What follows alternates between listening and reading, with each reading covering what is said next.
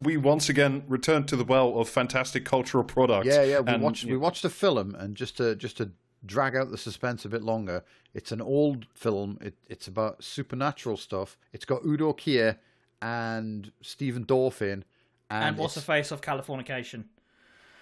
Well, no, because I was working towards like it being Blade, so people would get excited that we watched Blade, but we didn't. We watched fear.com. Yeah.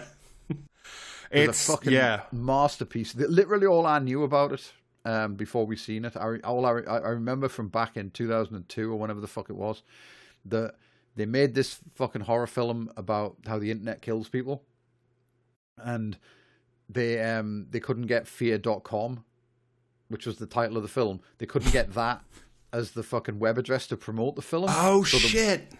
The web address you had to go to see clips of the film was fear.com.com. Which is why the film's title is styled as fear.com, all as one word with dots spelled out.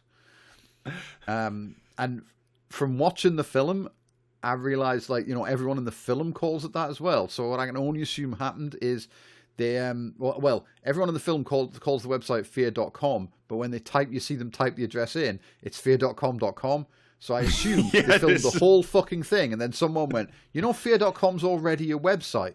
And like they had to just immediately redo all of the like computer graphics shots with the web address being typed in the worst interface.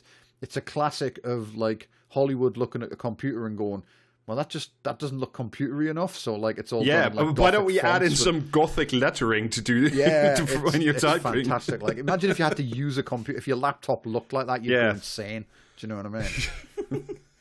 I just want to type the address in. I don't want to have a conversation with like a haunted woman every time I want to use the internet. But it was ahead of its time, because, like, you know, give Microsoft another like couple of years of AI development, you will have to talk to a haunted woman to use the internet. Yeah, guaranteed. Within 48 hours, you're gonna have like the fucking Microsoft door kickers coming through your windows to shoot your head off. Yeah, I will say that like, before we started watching it, and maybe it was the high quality version that you sent around, Jamie. But even with the brightness dialed up, I couldn't see this movie for shit.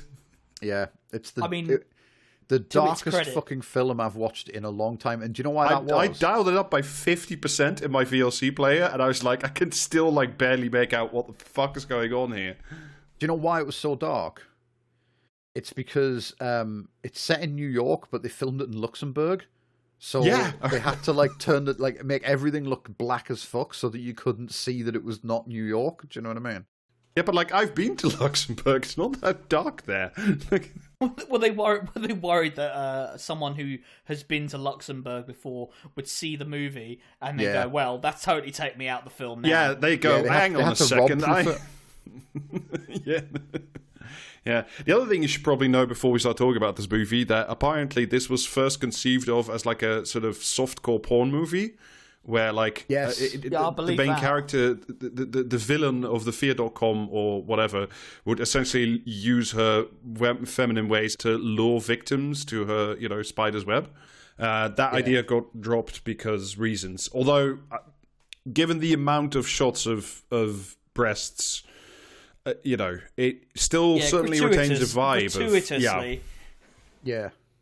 No, I know they apparently, like, the original cut of it got like NC-17 rating or something, which is essentially just means it's porn, and they had to cut a bunch. They had to cut a bunch of stuff, and I assume it was like it was all stuff in the like montage of like, you get those brief 1-second flashes when people go onto the website.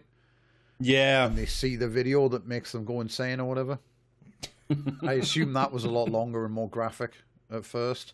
Because the other alternative was they had that British guy who was playing the Doctor. They just filmed a bunch of porn with him and the young lassie. And then, like, you know what I mean? Yeah. Cut that. And I think it's more likely that they just, like, the second unit filmed a bunch of S&M stuff. And then they went, like, actually, we don't want that in the film. Second unit got carried away. Yeah. But same as, like, Event Horizon. You know on Event Horizon when they find the log from the ship's time in the warp.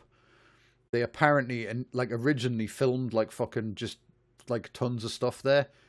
Really graphic stuff. They hired like a bunch of amputees so that they could fucking depict people getting like sawn in half while they were alive during an orgy and stuff like this. And then come the time to actually release the film, people went, okay, well, this all has to come out. So they like fucking, do you know what I mean? They just cut it all. Stored all the film of it in a Russian salt mine where it got like warped and no one could ever watch it again.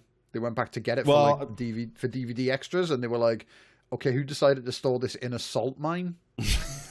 Turns out that's not the ideal conditions for it. That is, to be fair, a great... I love whoever made that decision. It's probably the right one, given your brief description of the scenes they're in. I'm like, yeah. I'm perfectly happy for like not seeing the fucking literotica cut of Forever Horizon. Like,